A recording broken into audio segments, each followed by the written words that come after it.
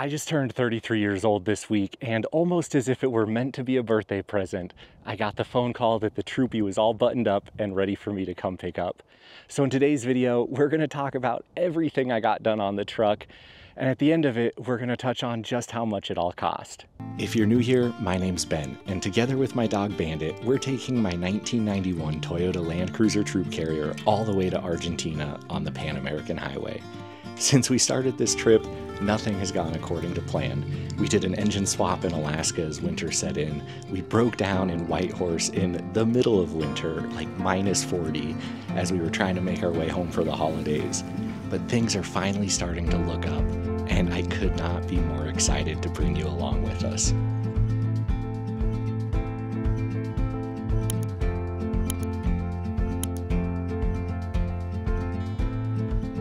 I'm not even sure if I've got the words to describe how I'm feeling right now.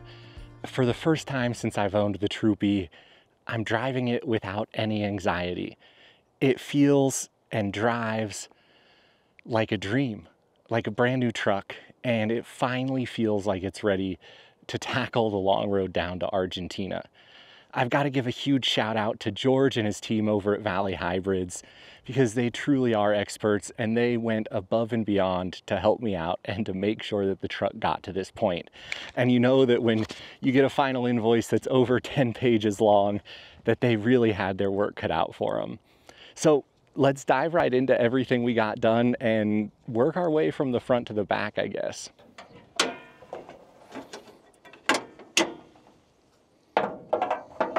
So in the engine bay here, there were a couple of things I wanted them to check out for me, namely the power steering pump and steering gear that both had those considerable leaks.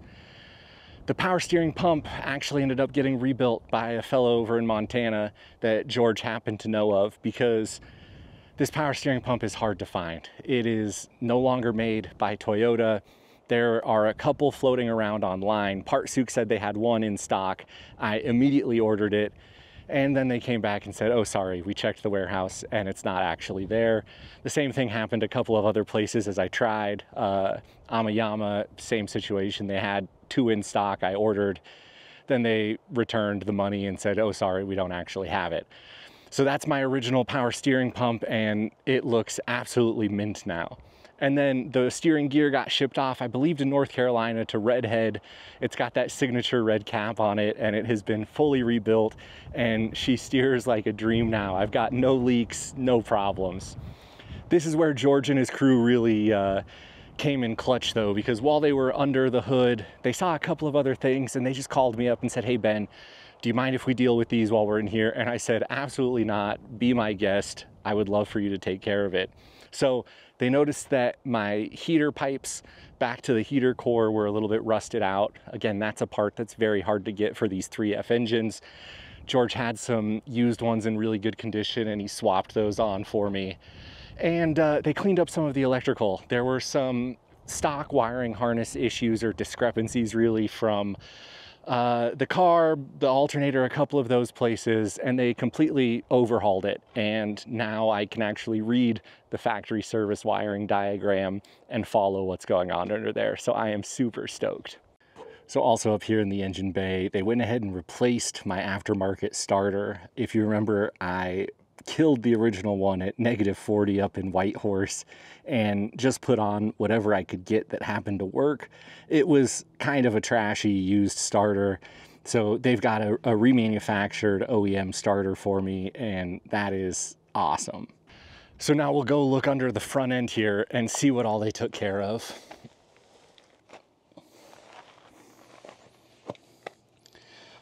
All of these bushings on the sway bar, my tie rod ends, everything is brand new under here. See if you can see how good that looks. New tie rod ends, bushings all throughout.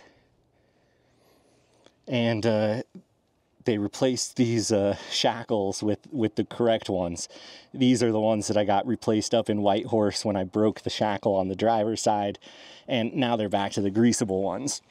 Now, while they were under there dealing with the steering, they realized that my driver's side knuckle was damaged. This is likely damage that happened up in Alaska. And it's a real bummer because these knuckles, again, are hard to come by. And you're not going to be able to see it here, but there's significant damage to some of these threads, and trying to do an alignment, trying to deal with this was just going to be a nightmare. Again, luckily, this is where George and his crew came in clutch. He has enough connections that he was able to source a really nice used knuckle and replace it, rebuilt that side for me, and now it's going to be better than ever.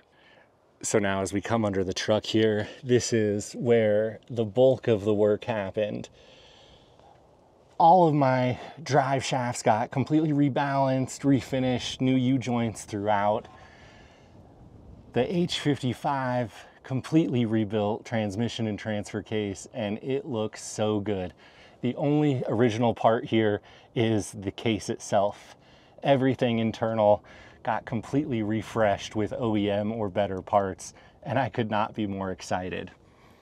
And then, as we come back towards the rear of the truck, you'll notice some new stuff. The exhaust had to get completely rerouted over here, and that is to accommodate my new auxiliary fuel tank up there. That is an extra 90 liters of fuel from Long Range America, and that install was a heck of a job. So you can see it a little bit better from the back side here.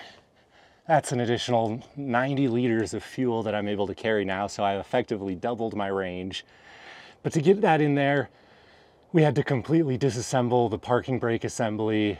We had to completely reroute the exhaust over here, and they just did a fantastic job with everything. So now usually on a Troopy with an auxiliary fuel tank, there's actually a second fuel door for that auxiliary tank. But because this one obviously doesn't have that, they had to go ahead and completely reconfigure my fuel filler neck. So this custom made piece in here, if you can even see it, basically I've got one fuel port down into two fuel filler necks. The front one goes to my stock fuel tank. The rear one then goes to that auxiliary fuel tank. And that was a lot of work to accomplish. And then up here now, I basically have this switch. This is my auxiliary fuel gauge and the switch for the transfer pump. And as I start to get low in my main tank, all I do is I turn that on and it starts pumping fuel. That yellow light means that it's pumping, and you can see then the float slowly going up on my stock fuel tank.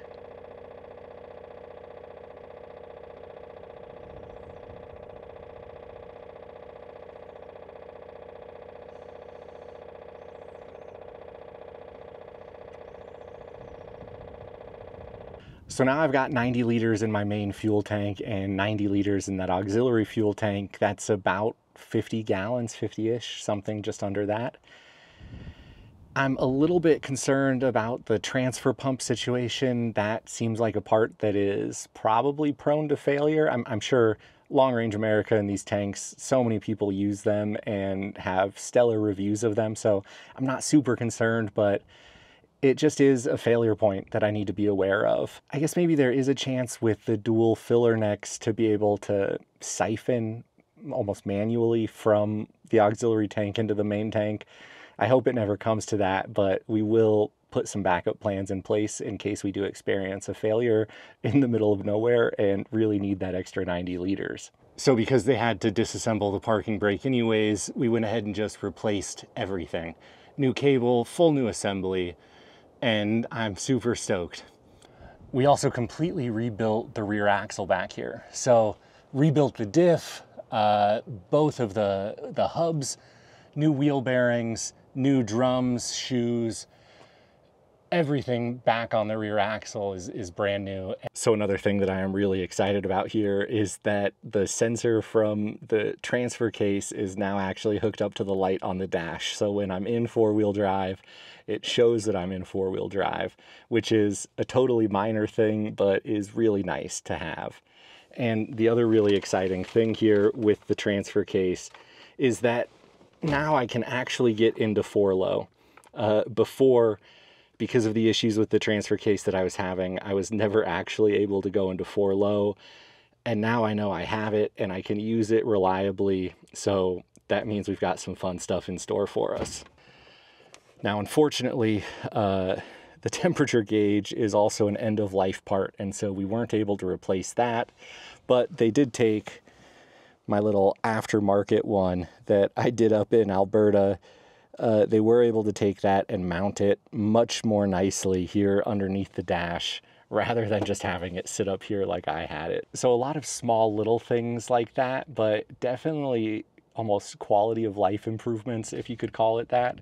And I'm super happy with it all. Now in the back here is an absolute mess. So I mentioned it before, but part of installing that auxiliary fuel tank meant getting access to the floor pan, and that meant my entire interior had to come out. So this is the cabinet that normally sits behind the passenger seat. The fridge normally sits behind the driver's seat. My water tank, my inverter and batteries and things, just stuffed in here.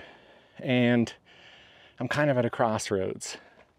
The quick and dirty thing to do would be just to put everything back the way I had it and live with it. But I think the more fun thing to do is going to be to spend a little bit more time in here and do a bit of a rebuild. There are a couple of things I'm taking into consideration, weight being the biggest one. Carrying an additional 90 liters of fuel and having the tank back here means I'm a couple 100 pounds heavier back here. So any place where I can shave off some weight is going to be a big win for us in the long run. So with a mind towards understanding what really worked and didn't work of the initial build, understanding some areas where I can save some weight, I'm going to come at this with a fresh set of eyes, and I think we've got some pretty exciting stuff in store. Well, now I think that just about covers all of the work that we got done on the truck. There are probably a couple of small things that I'm forgetting. The clutch comes to mind. I know I mentioned that in a previous video, but while we had the transmission out, it was just convenient to replace the clutch and throw out bearing and all of that. Was it absolutely necessary? No, but you might as well. It's one of those things where while you're in there, you're not paying for labor, you're basically just paying for the parts, so let's go ahead and do that. Now comes the topic that I'm sure everyone's been waiting for, which is how much did it all cost? If you've got a guess for how much it all costs, go ahead and leave it in the comments below, because I would love to see what you think before I reveal it all. And before I do, I just want to mention that you know, I don't have a trust fund. I wasn't born with a silver spoon in my mouth. This is a project that I've been dreaming up and saving up for the last decade, really. And so the money that I'm investing into the Troopy and the trip has really come as a result of hard work and a little bit of sacrifice and a little bit of luck being in the right place in the right time for my career. And so I think having a little bit of context around the number really helps. If you just look at the price tag for each of these individual things, whether it's the engine swap or this new set of work I got done, it's a really hard pill to swallow. The numbers are way bigger than I would like them to be. But at the same time, in comparison to modern vehicles or other camper solutions that I would have to pull together to do a trip like this, then it really starts to come back and make a lot more sense. So without further ado, a little bit of drum roll here. For all of this work I got done at Valley Hybrids, it was $18,292.63. That is a shocking number. But it brings our grand total investment into the Troopy to right around $70,000. It was 50 after I did the engine swap, or thereabouts. You know, these are loose numbers. I'm not tracking things down to the penny. But I feel confident saying that we're at about $70,000 invested into the truck. And that includes the purchase price of the truck, obviously. Comparing that to a 2024 Tundra, right? It's about the same price. Comparing that to an Ineos Grenadier, well, then, you know, we've got about 20 grand more to go until we get to a Grenadier. I think the Overland Explorer vehicles, Hudson Bay campers, start at about $75,000, and you still need a full-size truck to put them on. So that context, I think, helps me sleep at night. Certainly, it's more money than I expected I would invest in the truck, but I know it's going to pay off in the long run. I know that the work we did today is preventing repeats of Alaska down the line, right? It's not such a bad thing to break down in a remote place and struggle for parts and support, but if we can avoid it, it'll probably make for a much nicer trip. And that, I feel like, is where we're at. I've never been more confident in the Troopy. I've never been more excited for what's to come. We've got a lot of trips coming up. We've got to get this interior rebuilt, and I'm going to bring you along for every step of the way. I can't tell you how much I appreciate you being here. If you like what I'm doing and want to support, please hit that like button, subscribe if you haven't already, and until the next one, get out and explore somewhere.